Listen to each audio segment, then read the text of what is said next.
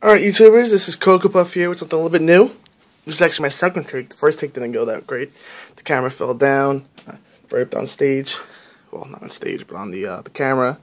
So, I'm doing something new with Deck Tech here. Since Gatecrash is coming out, I'm going to be on the standard scene for a little bit longer. I have a lot more cards to work with. And I'll be playing multiple decks, so I'll be doing these occasionally. I don't like to play.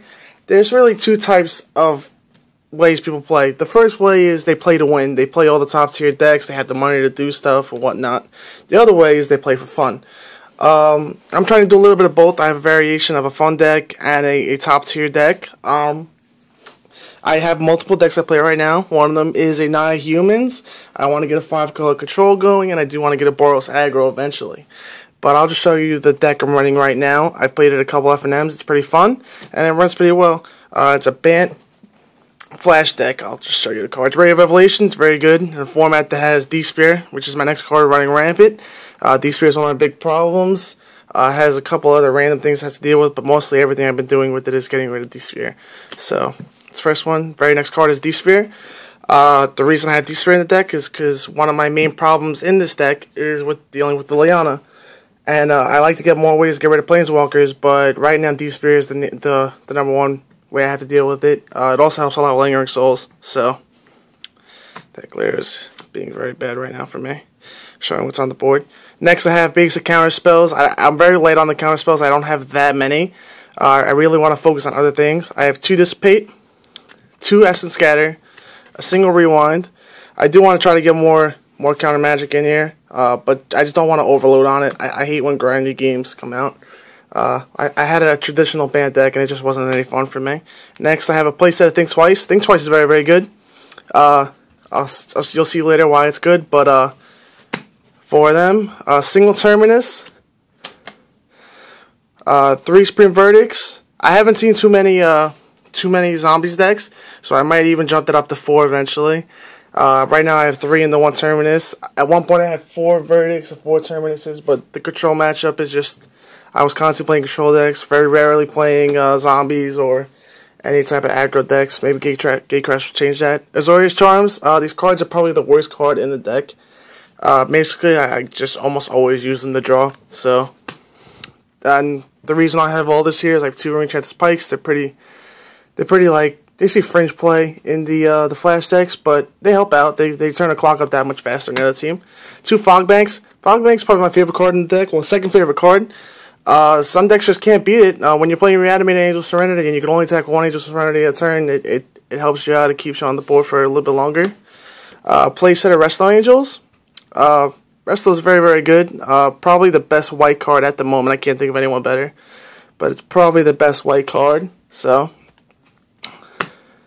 next is Snapcasters. Again, Snapcaster and Resto are 2 traditional cards in the blue-white Flash. They're both very good. There's a reason the deck is built around them. When you put...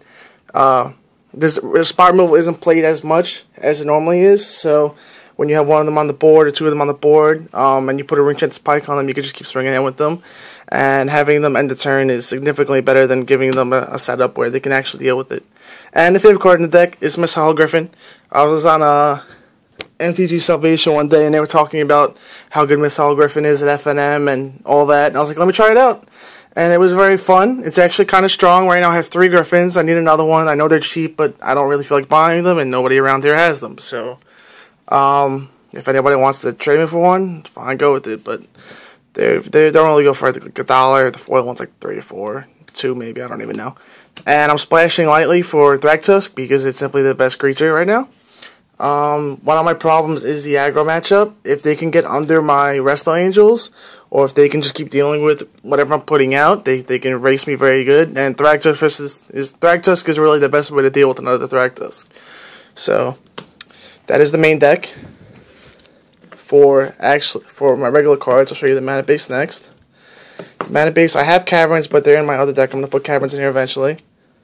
And I do need to get Breeding Pools and all the other shocks. I have 3 Glacial Fortresses right now, 4 Hollowed Fountains, 2 Moorland Haunts. I'm going to need to put 1 more in here, but right now 2 gets the job done. 4 Sunpetal Groves. This should only be 3. I don't know why there's 4 in there right now. 4 Sunpetal Groves and 4 Temple Gardens. Just think of three of those. There is 6 islands and a singleton plains. That is the mana base. The reason I am so heavy on green, there should be 7 sources, not 8. But the reason I'm so heavy on green, only having 3 Thrax Tusks, is because when I go to board, most of my ways that deal with aggro decks are in green. The traditional 3 Centaur healers. There should be 2 Rock Space Menders. I traded one away and I can't find my other one, so they jumped up in price like overnight. I think it was when LSV made that video of him playing Bant on NTGO and he got up to like 185 life because he just kept stacking Faith Menders and Thrax Tusks. They went from like $2 to $5 almost overnight. So Faith Mender, number the spells. I guess I only have 2 dispels to deal with the control mirror. 2 syncopates. Sometimes they come in over like Essence Scatter if it's not a very high creature deck or it has its purposes. Increase Confusion against the control matchup. Since Elixir's being played a lot lately, Increase Confusion hasn't been that great. But when they don't have Elixir in the deck, it's very, very good. Even against some aggro decks, you're able to just get to like turn like 9, and you're able to confusion them for 8, and then you can confusion them for, say, 18 the next turn, or I don't even know how exactly that would work out numbers. I'm not thinking right now, but it's a very powerful card. In 2 turns, you can mill almost a whole deck. So I have 2 Rest in Peace to deal with Angel Serenity. My friend plays a Esper deck, and I play against him most of the time, and I just the games drag on too much when he has Angels out. So turning his Angels off basically just ends the deck. Elixir for myself. I don't have any Revelations on my deck because he has the Revelations. But sometimes if the games drag out too long and I'm playing against a control deck that's very similar to mine or the Mirror, I need it simply because I go down so much on myself. I go down to like maybe 15 cards, 10 cards. I got it says the 4 Azorius Charms. I think I have extra 3. And the 4 Think Twices. So Think Twice is 8 cards. Azorius Charms is another 3 cards. So also the 5 life on it helps sometimes. A Terminus to help against zombies. I threw a Mulch in here because I'm looking for another Jace that is right behind it. So right now Mulch is just holding its place. And then Jace Memory Adept, who actually main deck sometimes, depending on the day. Jace is very, very strong. I was very happy to get this foil at $16. It's almost up to $31 now, I think. So Jace is very good. I think Jace might actually be the 2nd best Planeswalker. Well, Memory Adept might be the 2nd best Planeswalker in the format right now in Standard, behind Tamiyo. I mean, maybe Liliana's the 2nd best, or maybe even Domri's going to be a little bit better in the new with Gatecrash. But I like Jace a lot. There's not that many cards that deal with it. Well, if you can get them going, there's not that many to deal with it. Just Elixir. And if you're not playing against a Bant control or blue-white control, they most likely don't have Elixir in their deck. So Jace is really just that good. If you made it to this far, thank you for watching the whole video. I am going to be having multiple openings this week. I should be getting 1 draft video up.